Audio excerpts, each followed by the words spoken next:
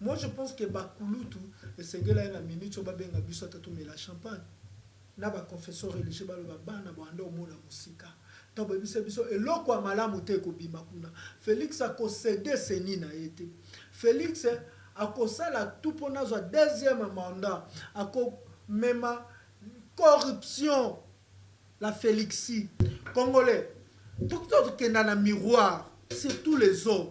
Ok na miroir olongoli bilamba nyonso moni ke wa mobali. Mais ko mona ba o ba ko nyokolo wana pe mibali lokwayo.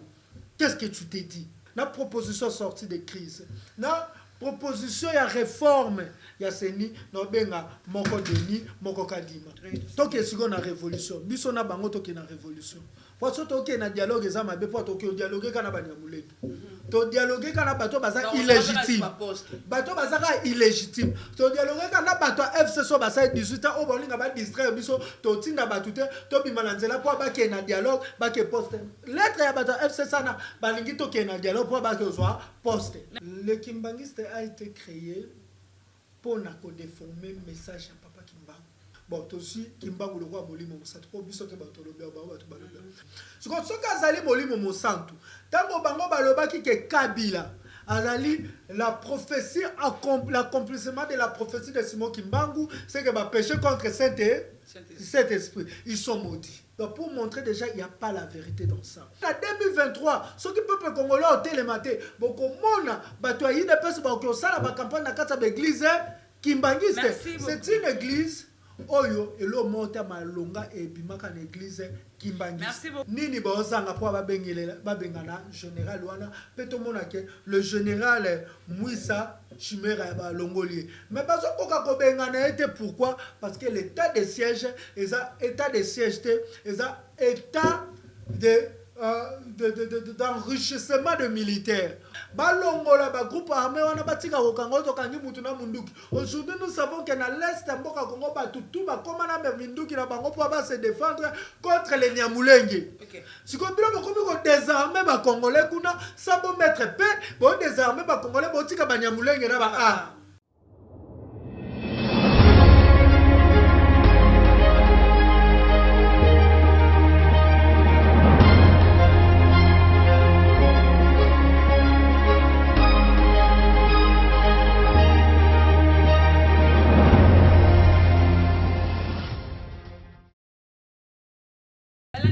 Claire Télévision, Bambote na banda kunabino, grâce to une fois de plus na banda kunabino, na ba bureau na bino, na ba téléphone, na ba ordinateur to, na ba télévision na bino na numéro ya sikala mwana mboka Trésor King, Gabomeno Mokonzi, Kolo Congo, to meka kuswana ye bakambo.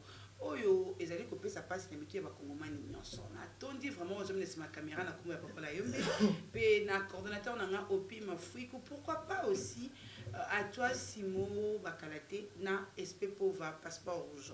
Nathalie directement coupé ça le sac on a invité na mukulu molelo mbote na mboka mbote grâce tumba mbote na bakongo mani nyonso o bakulanda biso na bakolo Congo parce que nga zaka bakolo Congo ndenge balobaka pour pesinga mbela lusako balobaka ete moto azali oyo alobaka te kasi azali oyo asala. Merci beaucoup mon amboka Trésor King santé je pense que ça va pour bimi kitoko makasi kitoko santé na rythme ya Congo na rythme ya combat pour mona santé on nzoka ndena kati ya des guerres tozaka na ba guerre mona guerre tension obundana santé normale.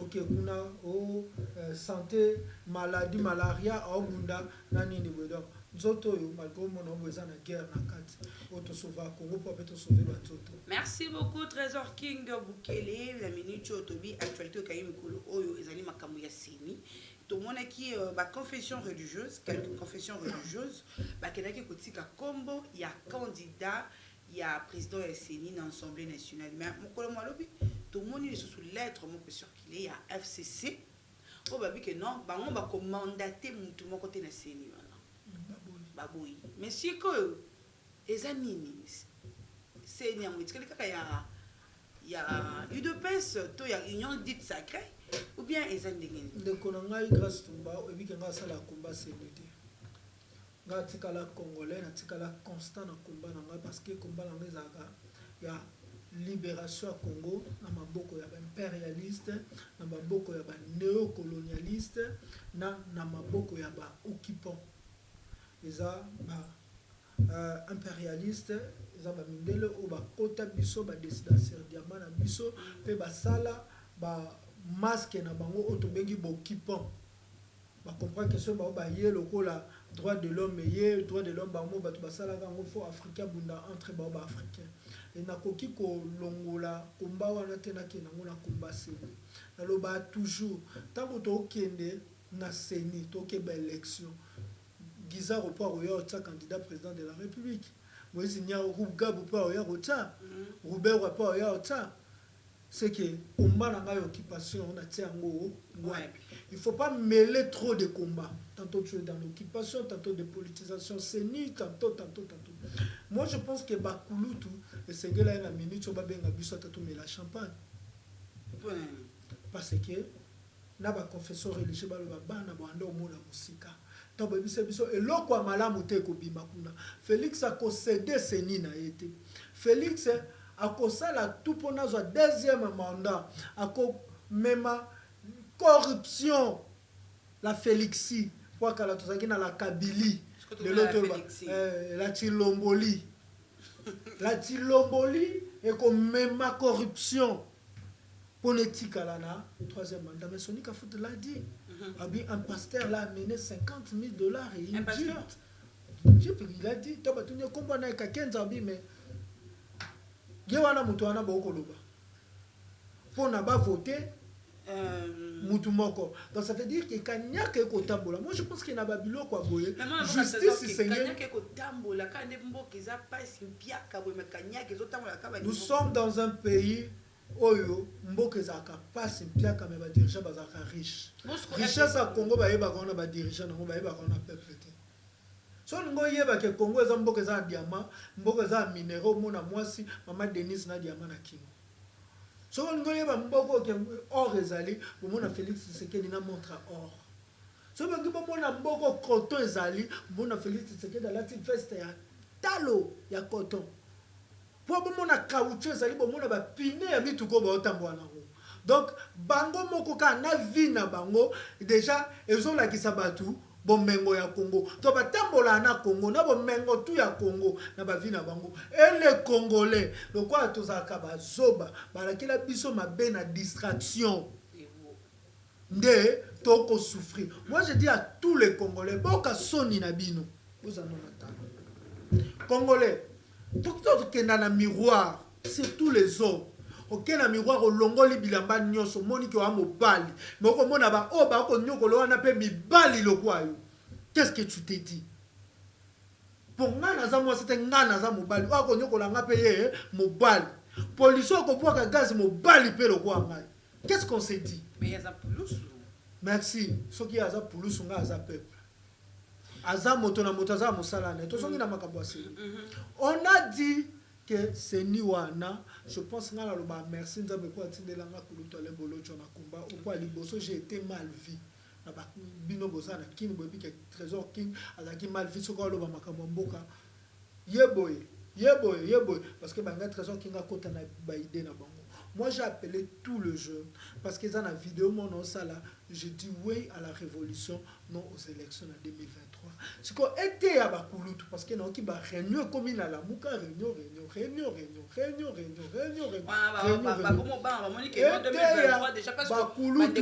Tant où il fallait organiser révolution.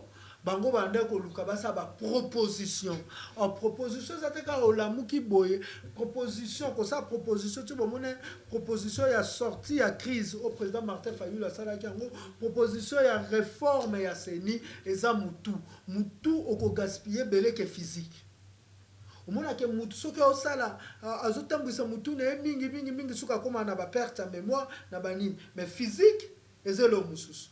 Tobito bunda komba na nzoto babito bunda komba na motu. Président Martin Fayulu a bimisi le pauvre monsieur. A bimisi ba idée na énergie. A bimisi ba énergie intellectuelle. Classe ne tuwa ngaka sala na compagnie pétrole a kataka wa lobité on sala na compagnie pétrole tena zongi sango na mboka et pour aboutir na vieux délit.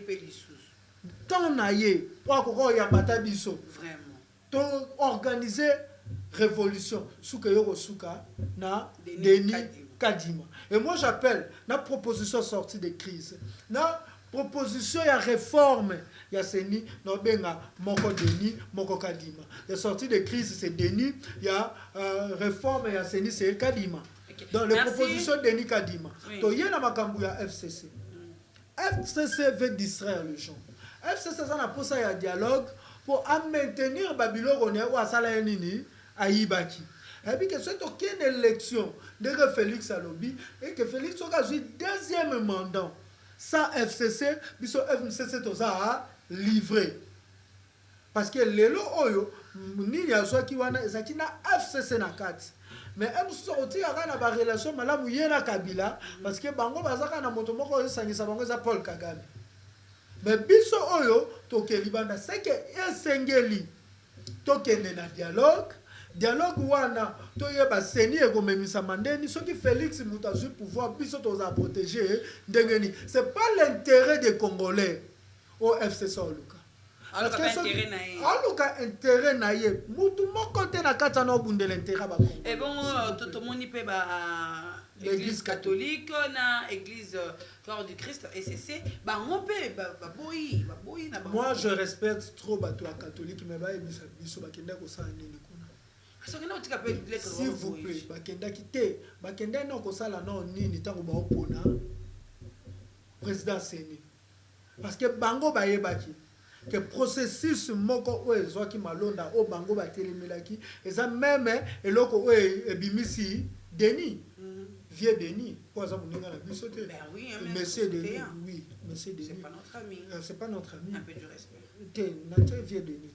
Je demande à Merlin pour vous. S'il vous plaît, il y a un peu de monsieur vieux Denis. Même processus.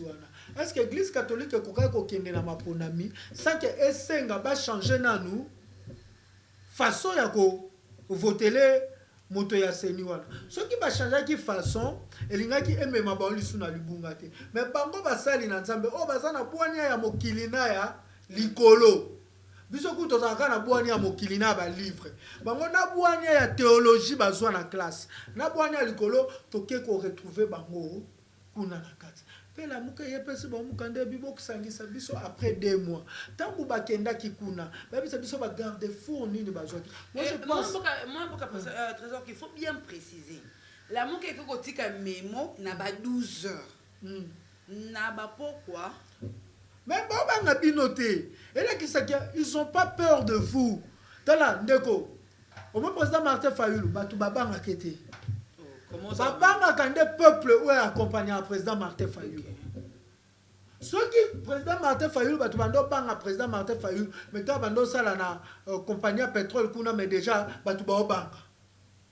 Babanga ka président Martin Fayulu te mais babanga ka peuple ou accompagné ka président Martin Fayulu. Yango to bisa président Martin Fayulu quoi babanga ka peuple telemisa peuple ko kende na ba proposition na yo moko parce que quand on a proposé, Martin Fayulu a proposé. Mais revendication du peuple, Martin Fayulu, c'est le peuple qui accompagne Martin Fayulu, a proposé. Directement, Ekobanga, Nasima Bako, Yasiko Nasima Batuni, président Martin Fayulu, a proposé Biso, Nini, pour le peuple, et Tomboki. Mais tant que vous avez proposition, il y a peuple. Je ne critique personne. Je sais que le président Martin Fayulu nde batu baloba alekinga na politique, ponga ko politique na yebi elorote, alekinga na mayele. Ponga trésor king na yebi elorote, alekinga na analyse, alekinga même na âge. En mona musika nga au moins alekeka na énergie physique parce que je suis encore jeune. Oui. Pena alekeka na moi jeunesse on azana. Ya lekinga na nyonso mais moi na moke pa beta mbona bakolo pe basala nini babinaka soki proposition wana président Martin Fayulu asala ki lokwa atie soso na sa tie plateau likolo atie soso na sa tie sani likolo oyo servi mutu biloko soso na se sani likolo olie sani esimba soso mais soso ndako mo simba sani tango kiti na se mutu akolia on comprend que au peut biloko renversé. Merci. Ça n'a pas de idée. On me souviens que dans le bac à mingi makambo président Martin Fayulu, ce qui n'a pas si idée nous sauter et bien botte la ngaba complication yo bien. alobaki bo asala ki bo na si sa idée nanga tant alobaki atie soso dans 2 minutes hein tant alobaki atie soso na se ngi koloba ni atie peuple na se azu proposition atie likolo en proposition na ebangisa bango te eloko ebangisa bango eza peuple Félix biso to banga Félix Tshisekedi te to banga Moura oyo accompagnaka ye yo kasi cortège Moura na institution eza ko accompagner institution eza maboko ne yo kasi leo balongoli Félix Tshisekedi ba institution balongoli ba militaire wana batike ka Félix Tshisekedi ole kanga na okendo yebisete bo en face mais na cortège ne so na ke Moura loba nini longwa wana peto banga kate to tosaka Moura wana poso simba ko komi lokwa Frank Diongo na kasho wa simba ki ga républicain to banga kape ba institution oyo atilobotiser pour le cours constitutionnel justice et koki kosani quand même ce qui président Martin Fayoum ayoka biso to baki peuple na mabima peuple na ke na soulèvement tango ba koma na suka ba senga lisu dialogue te ba senga Martin Fayoum siko to sala nini et siko to ngato ebisa ba bo carteler biso na banyamulenge nyonso comme peut quoi sa constitution to kena ba loi ou ko ko même biso na élection après on a to voter constitution musuka Mosé Laurent Désiré Kabila venu il y avait pas la constitution. Merci beaucoup mon Mboka Trésor King. Je sens qu'il y a vraiment des idées, je le sens. Moi na Mboka Trésor King Basile Koyokayo pe aussi koyana vraiment na mituna to ke siko na révolution biso na bango to ke na révolution parce que to ke na dialogue za mabe po to ke dialogue kana ba nyamuleki to dialogue kana bato baza illégitime bato baza illégitime to dialogue kana bato FC so basa 18 ans o bolinga ba distraire biso to tinda bato te to bimana nzela po ba ke na dialogue ba ke poste lettre ya bato FC sana balingi to ke na dialogue po ba ke zo poste. Merci beaucoup mon Mboka Trésor King le to le baki to zali vraiment le mingi na ma confession religieuse to me karobe tapé le soleil ba déclaration ba kimbangiste oyo ba yele kibiso oyo to ba confirmer qui que non Joseph Kabila Kabange azali prophétie accomplie ya papa Kimbangu mais lelo yo kaka ba déclaration yele kibiso prophétie wana ba komi ko soutenir lisusu ba candidat nyonso zo mana seni pour la présidence à Sénégal ya bango Rossi Malonda amelaki na côte ya bakimbangiste awa appelle lisusu Denis Kadima abimeli pe lisusu kaka na ngambo ya bakimbangiste qu'est-ce qui se cache na kati ya la négociation bakimbangiste donc on a eu kimbangiste eloko avant ko critiquer ngo foye banane naissance non le kimbangiste a été créé pour na ko déformer message à papa Kimba. Comment ça ko déformer message à papa Kimba? Parce que l'église de Jésus-Christ au Congo par son envoyé Simon Kimba. Ce qui Kimbangu azali l'envoyé de Jésus-Christ. Jésus-Christ est envoyé de Dieu. Yesu avant kendalobi na roti de la bino molimo mosantu. C'est que Kimbangu aza molimo mosantu o Yesu abaki na roti de la bino. Pour le baite que non roti de la bino envoyé mususu. Aben roti ka bino pomba na roti de la bino molimo mosantu. Molimo mosantu ana batanga na Bible kitada na Pentecôte. Mais bango babimisa envoyé mususu. Bon aussi Kimbangu le roi molimo mosantu po biso te batolobi ba batu balobi. So Kimbangu aza molimo mosantu. Yo kasiko Biblia eloko elobi. Elobi bon péché. Yesu abi muto ko péché contre papa. Molimo mosantu ko intercéder pa ya nani ya papa. Muto ko péché contre ngai. Molimo mosantu akosengela bolimo. Mais moto a péché contre l'esprit akozana pardon te. On va comprendre aussi comme malédiction existe kimbangiste outil. Bango soki balobi que papa Kimbangu aza envoyé de Jésus-Christ directement c'est que papa Kimbangu azali Saint-Esprit o Yesu Christ atindaki. Nazoli ba oka esika wa ba ko raisonner. Soki azali molimo mosantu tango bango balobaki que Kabila azali la prophétie l'accomplissement de la prophétie de Simon Kimbangu c'est que ba péché contre Saint-Esprit ils sont maudits.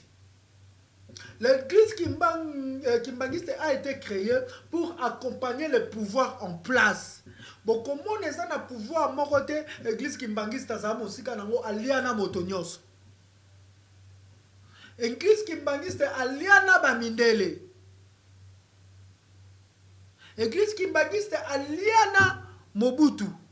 Église kimbangiste aliena oh nani oyo comment il s'appelle Moussa Laurent Désiré Kabila aliena Kabila oyo toi Félix Tshisekedi aye abengi Félix Tshisekedi yaka. Donc pour montrer déjà il n'y a pas la vérité dans ça.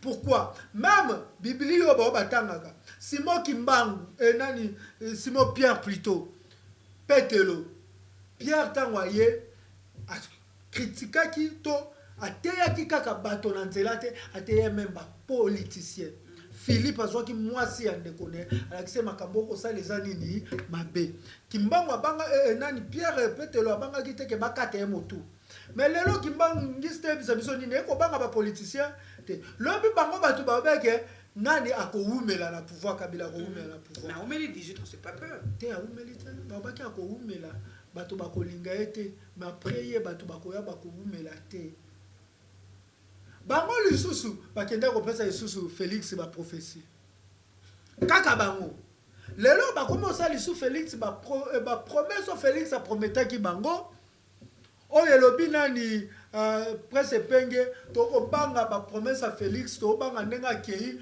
kuna na kimbangise ako promettre bango ke papa Kimbangu nzota papa Kimbangu ekotelema ekozonga lisusu kotambola ako tobanga promettre bango ke na kopesa lisusu fe de vie na nzoto obotala kamba. Donc, ma promesse à promettre bango, ils font de ce que baoumela na pouvoir pour bango ba obtenir mbongo na bango. C'est ce qu'ils ont fait avec Kabila. Tala ba tout ya pépère à l'époque. Un peu ba sala ba campagne na bango na 4 églises kimbangiste. Bato ba oka ke chaleur ba bengane matete. C'est parce que de yundulo aka ko sa campagne na 4 églises kimbangiste. Ba banda ko pesa bango me ba place. Yango pe na 2023, soki peuple congolais au télématé, boko mona bato yi de pesa ba ko sala ba campagne na 4 églises kimbangiste. C'est une église oyo elo monta malonga et bimaka na église kimbangiste. Merci beaucoup mon amboka Trésor King avant de chuter na yo question moko ya suka oyo ya général moko a s'autoproclamer Moussa Chimirai oui a s'autoproclamer na Walikale kasi problème ezali ba congolais baolinga kotanga koloba te makambo eza ya solo makambo eza vérité. Moi j'ai toujours dit état de siège ezalaki free ya marche na biso le 24 free au Congolais koki oliate mais un free amer fruit oyo bakopesa congolais pona elalisa congolais lokola nabisa bino que j'étais na stratégie à marche président oyaki ya Zambie tosalaki nyonso akangama po akena union africaine abisa bango totika na biso makambo tosala na Congo bato bakufa Félix habité ata distraction état de siège pour congolais marcher le soute so marché bato no marché ndeni a plein état de siège bata troisième vague ya coronavirus posa ils na droit ya kosa nini ya ko marcher te mais pendant que le parlement debout de l'UDPS ba ko continuer kosa nini ko telimisa bato ko ça ba nini ba mesure barrière yango moni bande ko na biso quartier 3 to bayaki si ba oso bosakani to kobeba Congo ezaka ya UDPS boyo ko yebisa bato bakashine awate nani oyo Moussa Chimirai Guidon déjà le 23 juillet à lancé qui tournoi ya football na Walikari oyo eza na kati ya République démocratique du Congo mais un président ya NDC rénové aza autoproclamé kuna le général wana akomi le roi président akomi le roi pays à part et pas tout oyo baza kuna nini bazanga po babengana général wana pe to mona ke le général Moussa Chimirai ba longolier mais bazokoka ko bengana ete pourquoi parce que l'état de siège état de siège état d'enrichissement de militaires. Pourquoi je dis ça? Kabila avait compris pour les militaires désobéir, il fallait rendre les officiers riches. D'un côté, les officiers nous ont un business. Les militaires ont ordre par les officiers. Mais bien sûr que l'armée a discipline. L'armée désobéissance, c'est ça. Donc, l'armée a discipline. Il faut un général tango fort. Bakoma bato mbongo soke koto ya cimetière à Gombe bala kisota banda wa général tango fort ba makambu ya banzete baloba général tango fort état de droit lelo ezaka wapi il faut ba généraux wana to bomonaka ba bimisaka même biloko na douane